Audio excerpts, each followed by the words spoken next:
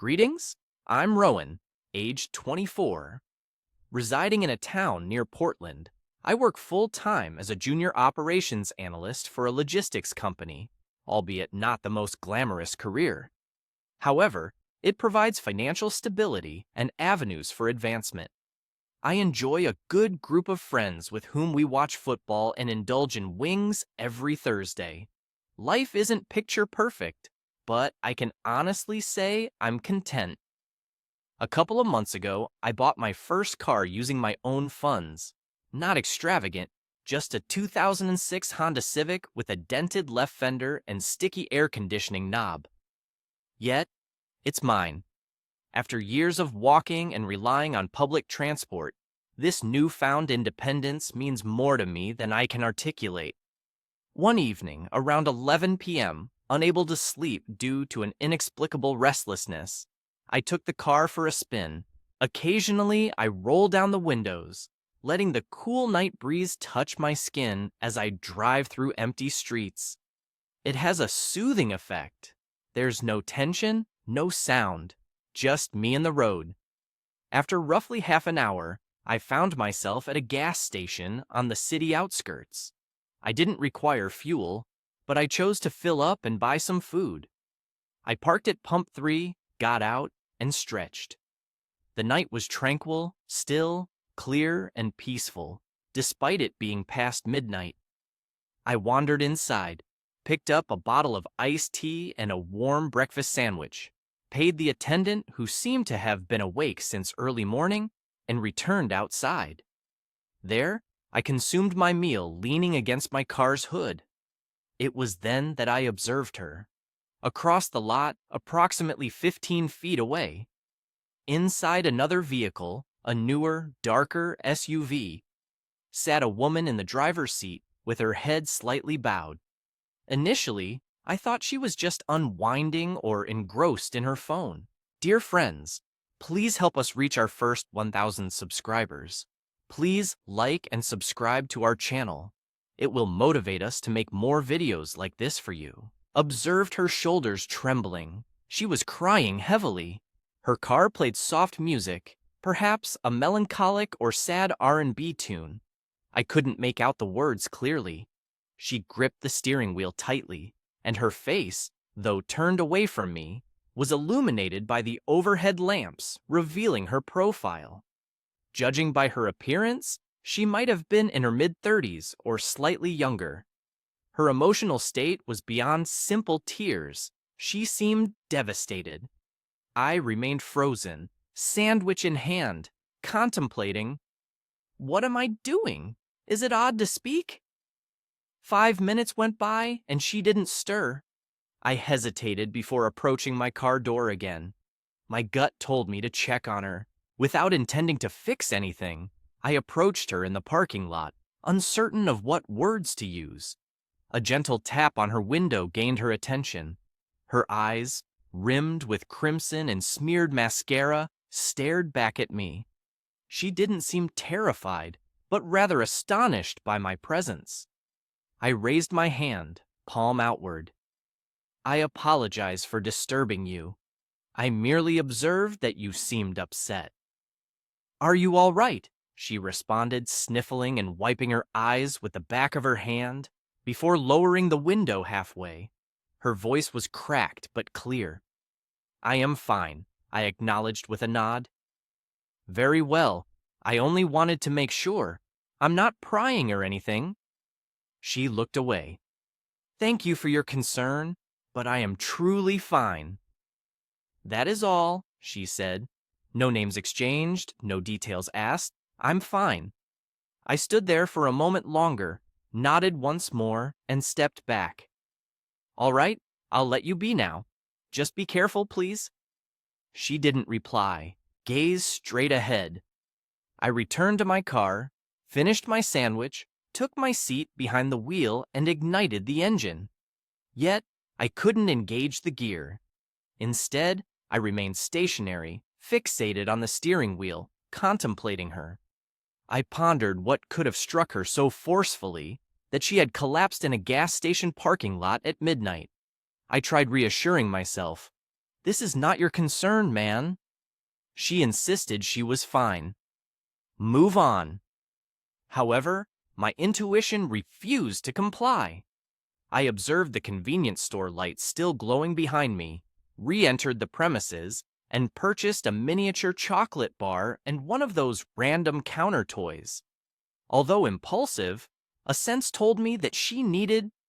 This was not counsel nor repair, merely a gesture. Once again, I stepped outside into the parking lot. Her vehicle remained functional, the same tune playing. On this occasion, the passenger door was unlocked. I tentatively opened it and slipped inside. She glanced at me once more, her countenance a blend of exhaustion and annoyance. "You're back?" she murmured. "I assure you, I am well." I displayed a candy bar. "Grasp this. I realize it might seem odd, but I couldn't simply depart without. Someone mentioned to me that you required something even as trivial as this." She declined the candy. He remained silent. I fixed my gaze ahead and murmured softly, "I ask nothing from you. I'm not trying to flirt with you, rescue you, or anything of the sort. I recall nights when I shattered, and I comprehend the misery of feeling unnoticed." She eventually met my gaze, her lips trembling. For a fleeting instant, it seemed she might bid me leave, but then she sighed softly and admitted, "All week, I've been plagued by panic attacks. The man I believed I would marry betrayed me with my best friend. My parents told me I should have foreseen it. Tonight, I cracked." I nodded solemnly without interrupting. She continued speaking. Her voice trembled yet persisted. "I'm talking." Unexpectedly, I found myself pulled over. My hand had become uncontrollably shaky, making it impossible to grip the steering wheel. I didn't know what to say next. Silently, I remained there. Then I suggested, "Notice, there's a tranquil spot near the lake, approximately 20 minutes from here. No expectations, but if you'd like a change of atmosphere for a while, I'll take you there. We can sit by the fire or just sit in peaceful silence. It's up to you." She seemed to ponder if I was insane or sincere. After a prolonged pause, she softly agreed, "Okay," and with that, we both exited our vehicles and returned inside to gather wood and supplies. She instructed the cashier to keep the change. I gathered the logs, and in the depth of night, she climbed into my old Honda and we departed, heading towards the lake, venturing into something neither of us could foresee. To begin with, the drive to the lake was quiet. In the passenger seat, she sat stiffly, arms crossed, gazing blankly at the darkness outside as if it held less danger than me. I didn't hold it against her. After all, she had no reason to trust a stranger. Yet, something compelled her to climb into my car, and something stopped me from asking too much. For the initial 10 minutes, I remained silent, believing if she wished to speak, she would. The aging Civic's heater hummed faintly as it worked to keep us warm. My headlights sliced through the deserted country roads, accompanied only by the rustle of firewood in the back seat. Eventually, she broke the silence. "Do you often offer rides to women crying at gas stations?" she asked, her voice still rough but less guarded. I returned a smile without looking at her. "Those who pretend to be okay when they're obviously not are the ones I usually encounter." She exhaled, possibly laughing. Maybe it was half a laugh. She expressed remorse for her earlier outburst. I didn't intend to be harsh. I didn't want anyone catching me in that state. So I replied, there was no need for an apology. You don't owe anyone your calmness. She slightly tilted her head and mentioned Delaney. "That's my name," I said. We didn't shake hands or anything. It seemed too formal at the time, but knowing her name somehow altered the ambiance subtly. As we departed the road for a dirt track leading to the lake, the tension eased a bit, not entirely gone, but lighter. The lake wasn't special. just a secluded area with an old fire pit surrounded by woods. Yet it always felt like I was beyond time. No traffic, no people, and no pressure. I parked, turned off the engine, and we stepped out. It was a chilly, clear night, and the stars seemed to be holding their breath. Delaney rubbed her hands together. It had been years since I'd done something similar. I visit this place when I need a respite from my own thoughts, I stated, grabbing the bag of logs from the back seat. It works more effectively than many therapists. She trailed behind me on the narrow path leading to the fire pit.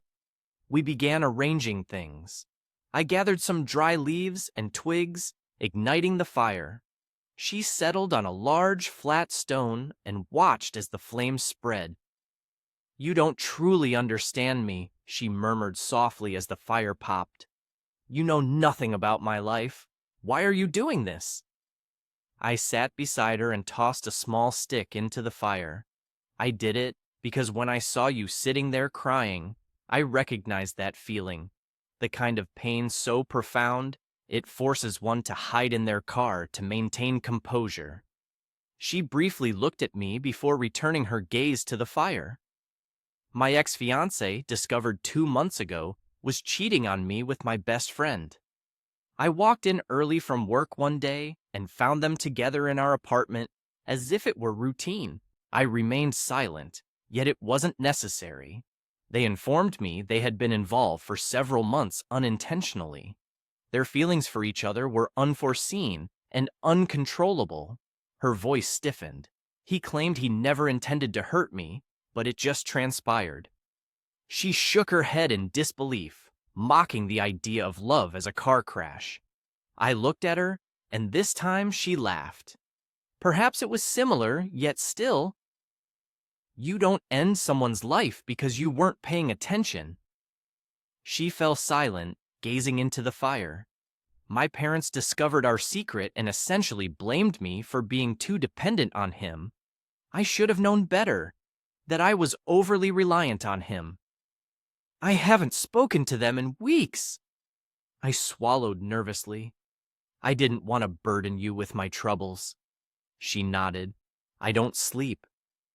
I suffer from panic attacks when driving, and in the past month alone, I've stopped more times than ever before in my life. And today, on my way home from a friend's house, halfway through I feigned normalcy but couldn't proceed any longer.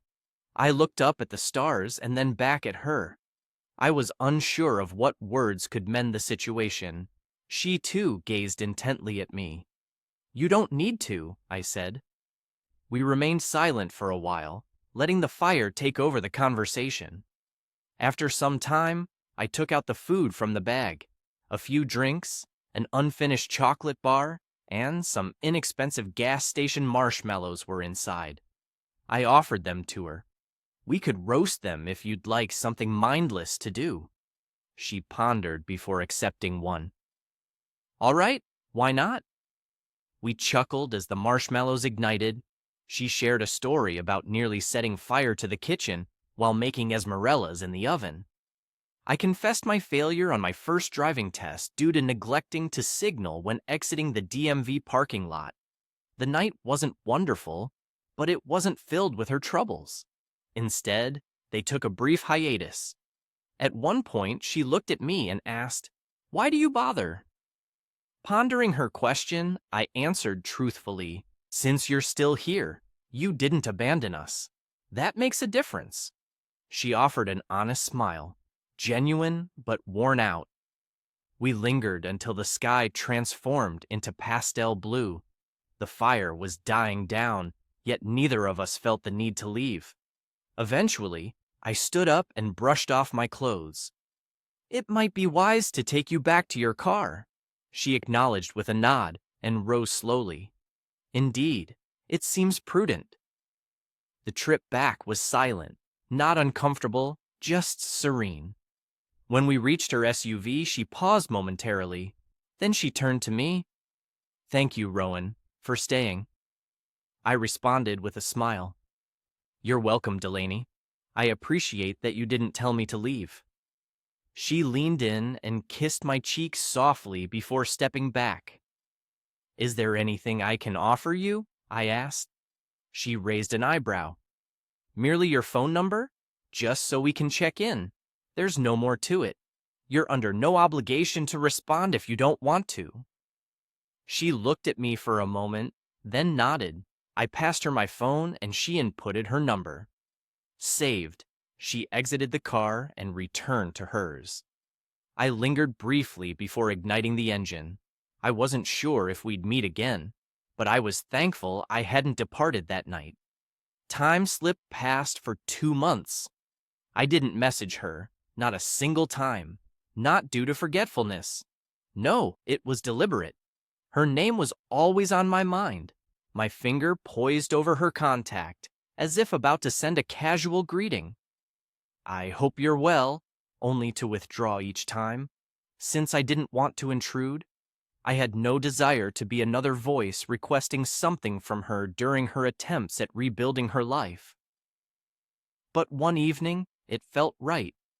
Arriving home after work, I shed my boots and settled on the couch. And there it was again, that quiet yearning.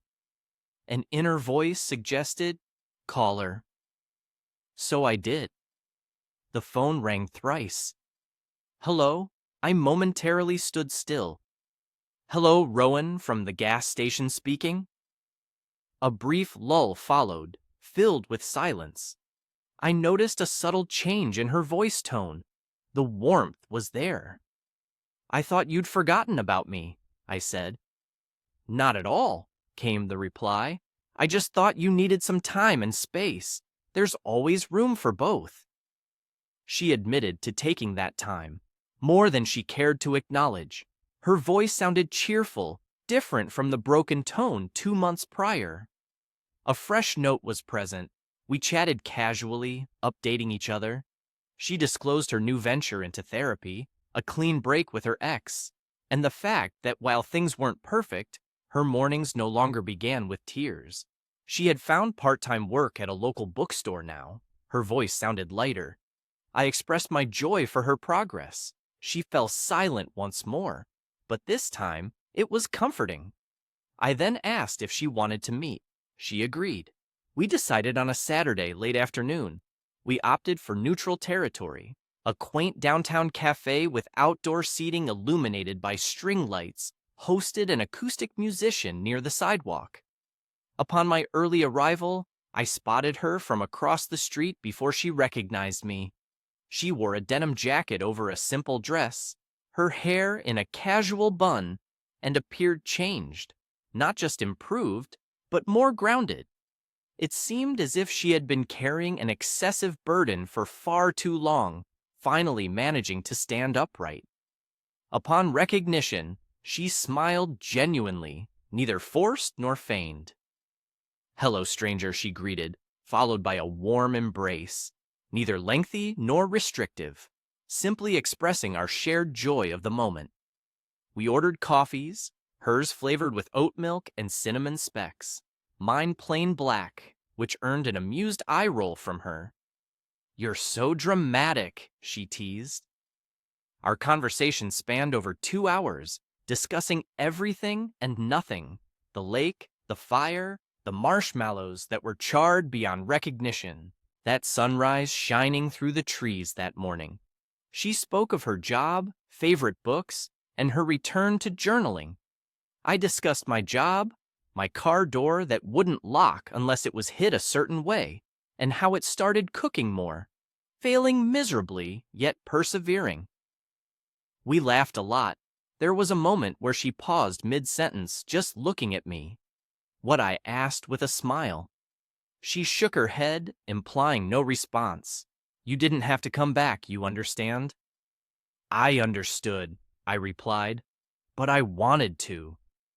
She nodded, tucking a loose strand of hair behind her ear. We drank our beers and strolled around town, eventually ending up on a park bench next to a fountain.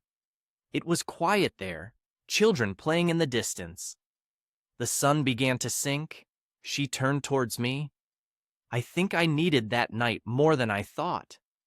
I think I did too, I said. Delaney looked down at her hands, then back at me. You prevented me from falling into something I'm not sure I could have escaped from. Left dumbstruck, I took her hand gently, without pressure, just a connection she agreed to. We remained silent until the chill set in. Subsequently, we walked back to her car. Before she stepped inside, she looked back and said, "Don't vanish for another 2 months, all right? I won't either, I promise." She smiled. Good, because I believe I will miss you this time. She got into her vehicle, closed the door, and drove off with a last look in the rearview mirror. I stood there with hands in my pockets, watching her depart. Then I climbed in my car and drove home. That night, I had the best sleep I'd had in a while. Something had changed. It wasn't about explosions or stories. It was neither love at first sight, but it was genuine. And for the first time in a long time, it felt like we were exactly where we were destined to be. The peculiar thing about authentic relationships is that they don't always explode into your life. They might start quietly and then grow gradually. For Delaney and I, that's how things unfolded after our encounter at the cafe. We started exchanging messages, not daily initially, but often enough to no longer seem accidental. A meme here, a sunset picture there, and the odd text about an interesting work event. It was effortless, natural. We seemed to be taking our time with everything. Yet, neither of us wanted to grow apart again. A week later, we met again. I invited her to the bookstore where she works, Evergreen Reads, a quaint little business tucked away on a side street downtown. She welcomed me in a loose sweater and slightly askew glasses, wearing a name tag with her name scrawled in blue ink and a smiley face drawn beside it. She didn't appear awkward. She seemed comfortable in her environment. She gave me a tour, introduced me to her colleague, and then led me to the back corner where she said the most underrated novels were stored. Discussed favorite and feigned enjoyment novels. She laughed as I admitted never making it past page 50 of The Great Gatsby. We strolled, grabbed coffee, and eventually settled on a riverbank seat as the sky turned pink. In my mind, I thought, this feels ordinary yet wonderfully so. This feeling persisted. Something was brewing between us bit by bit each week. Not an intense, passionate romance, but something authentic, deserved. Delaney acknowledged her tough days and made it clear she was proceeding cautiously, not just with me, but in general. Her limits were obvious. She wasn't ready for a serious commitment yet. I honored that. I didn't pressure or manipulate. I merely showed up consistently.